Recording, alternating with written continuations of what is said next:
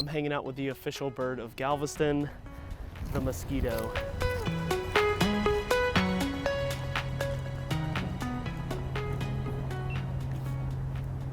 One of my favorite things to do is explore our own backyard right here on Galveston Island. The last thing I want to do is take this place for granted.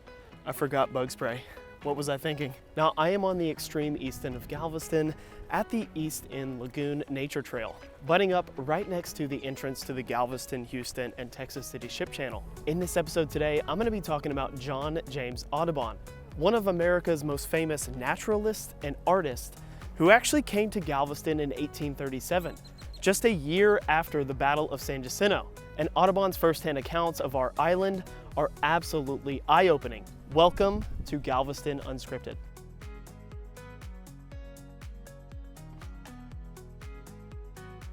Thank you to our video sponsor, The Daily News, bringing you the news since 1842, Texas' oldest newspaper. Support your local newspaper, The Daily News. It's a pretty foggy day. I did bring my camera with me, so if I see any birds, I'll try to get a few snapshots. John James Audubon, a renowned American natural history artist, dedicated a significant portion of his life to depicting North American birds. His masterpiece, Birds of America, published between 1827 and 1838, showcased 435 detailed prints and established him as a significant figure in both American and European art scenes. Audubon faced numerous failures in various ventures before finding success in his passion for bird illustration.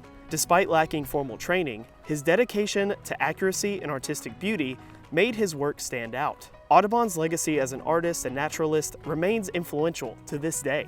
When Audubon arrived in Galveston in 1837, he arrived on a vessel called the Campbell. President Andrew Jackson actually allowed Audubon to ride on his vessel from New Orleans over to Galveston. When that vessel arrived in Galveston, they were actually met by the Texas Navy to make sure there were no Mexican spies or saboteurs aboard the Campbell, as Texas was less than a year removed from gaining independence from Mexico. When Audubon arrived in Galveston in 1837, this is pretty much what the island would have looked like. Nice and barren. Not too many homes, structures, buildings. There hadn't been a seawall or grade raising, so it was nice, low, and flat. Just wetlands, sand dunes, and nature. As you can imagine, the few days that Audubon spent on Galveston Island were full of exploration. He was mainly exploring the east end of the island.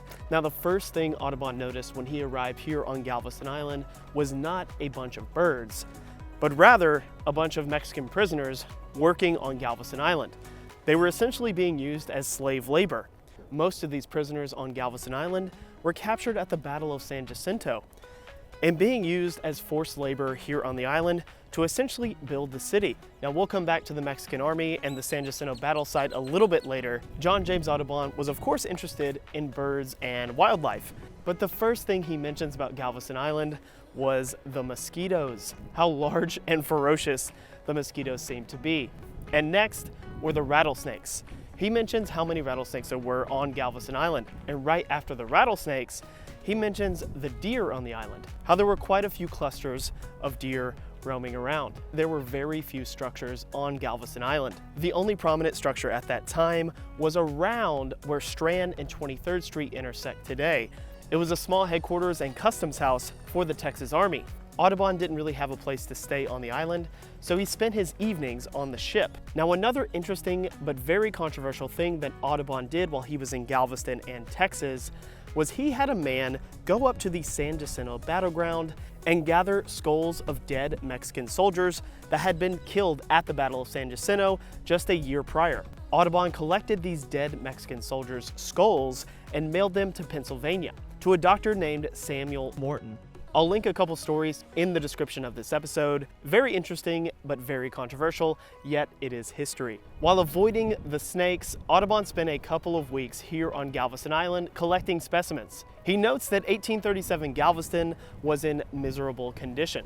Very few structures, very few structure in the society here, mostly run by the army, and of course they pretty much had Mexican soldiers working as slaves. Audubon writes about the abundance of shrimp in Galveston Bay, and even goes on to describe one of the fish that was caught right on the east end of the island. As he was shrimping one day, he hears a commotion in the water. he and a few men go out and attempt to wrangle a fish. And I think the word wrangle is appropriate, as they got in the water and they cut the fish's tail, eventually pulling it out of the water. What they caught was a 12-foot sawfish, right here in the shallow waters of Galveston Bay.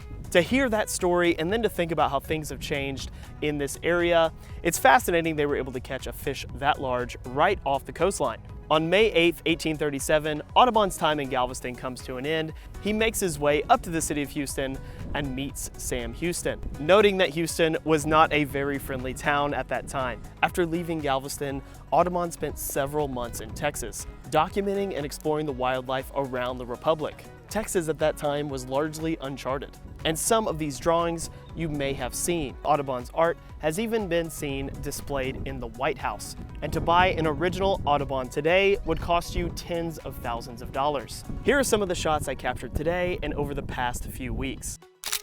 Audubon's influence on ornithology and natural history was far-reaching. Nearly all later ornithological works were inspired by his artistry and high standards. The National Audubon Society launched in 1905 on the heels of American conservationism and a growing movement to protect birds in the United States.